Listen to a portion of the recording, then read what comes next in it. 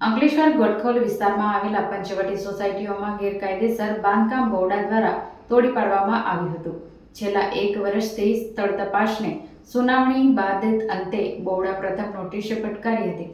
Notice બાદ પણ દબાણ દૂર ન કરતા અંતે જેસીબી વડે તોડી પાડવામાં આવ્યું હતું. સ્થાનિક લોકો દ્વારા મકાન માલિક બિનઅધિકૃત બાંધકામ અંગે ફરિયાદ કરી હતી.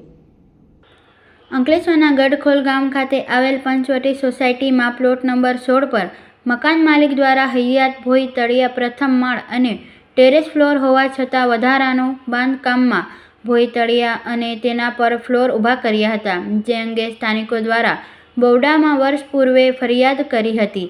એ અંગે છેલ્લા 1 વર્ષથી સ્થળ તપાસને સુનાવણી બાદ અંતે બોરડા પ્રથમ નોટિસ ફટકારી હતી, જે નોટિસ બાદ પણ દબાણ દૂર ના કરતા અંતે જેસીબી વડે તોડી પાડવામાં આવ્યું હતું.